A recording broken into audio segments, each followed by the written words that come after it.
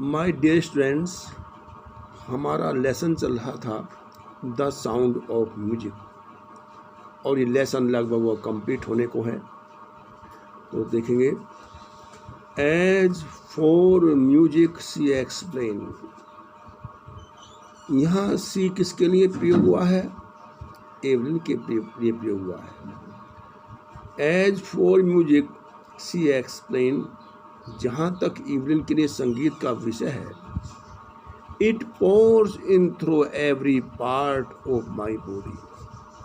वो कहती है कि वह उसके शरीर के प्रत्येक अंग में लगातार प्रभावित होता है। Pour through every part of my body, it tingles in the skin. और ये इसके कहते हैं त्वचा, उसमें भी झंझनाहट पैदा करता है। माई चिक बोन्स, मेरे गालों की हड्डियों में भी, एंड इन माई हेयर, और मेरे बालों में भी प्रभावित होता है। When she plays the xylophone, जब वो जाइलोफोन को बजाती है, she can sense the sound passing up the stick into her finger tips. तो संगीत उसकी छड़ी से होता हुआ उसकी उंगलियों तक आ जाता है। By leaping against the drums, और जब वो ड्रम पर, उस ढोलक पर झुकी होती है, she can feel the resonance flowing into her body. तो वह अपने शरीर में एक प्रतिध्वनि महसूस करती है। On A wooden platform she removes her shoes, और लकड़ी के मंच पर जाते समय वह अपने जूतों को उतार देती है। सो दैट कहते हैं ताकि the vibration pass through her bare feet and up her legs, ताकि उसका जो कंपन है, जो वाइब्रेशंस हैं, पास थ्रू हर बेयर फीट, नंगे पाँवों से होता हुआ उसकी टांगों तक आ जाए।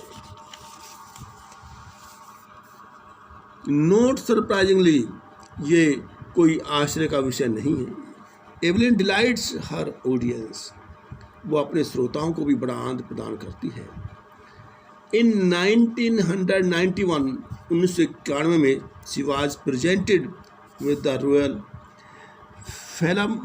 फिलार्मोनिक सोसाइटीज प्रेस्टिजियस, कहते हैं बहुत प्रसिद्ध सोलिस्ट, कहते हैं एकल वादक, ऑफ द ईयर अवार्ड। 1991 में रॉयल फिलाहार्मोनिक सोसाइटी का प्रसिद्ध एकल वादक का पुरस्कार उसे प्राप्त हुआ।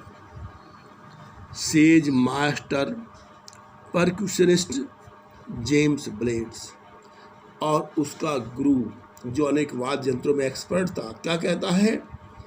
God may have taken her hearing, ईश्वर ने उससे सुनने की शक्ति तो छीन ली, but he has given her back, किंतु इसके बदले में समथिंग एक्स्ट्राऑर्डिनरी, कुछ विशेष चीज उसको प्रदान कर दी है।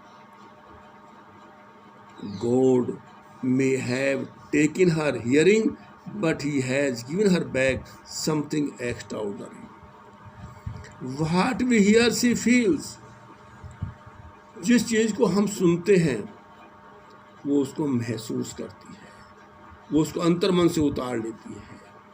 Far more deeply than any of us, हमारी तुलना में अधिक गहराई तक उस संगीत उसके शरीर में, उसकी बॉडी में, उसकी आत्मा में उतर जाता है। दैट इज वाई का मतलब है, दिस इज द रीजन, यही कारण है, सी एक्सप्रेस म्यूजिक सो ब्यूटीफुली, कि वो संगीत को इतने अच्छे प्रकार से, इतने सुंदर प्रकार से अभिव्यक्त कर देती है। माय डियर फ्रेंड्स, मैं बार बार पहले इस बात को मेंशन किया है कि जिस व्यक्ति की विल पावर स्ट्रॉन्ग होती है, he can achieve everything what he wants, वो कुछ भी जीवन में प्राप्त कर सकता है। तो इसके अब आपको क्या करना है? इसके वर्ड मीनिंग कॉपी पर लिखने भी हैं, याद भी करने हैं, और जब क्वेश्चन आगे आएंगे एक्सरसाइज में तो मैं आपको उसको लिख करके और समझा करके भेजूँगा। Okay, thanks.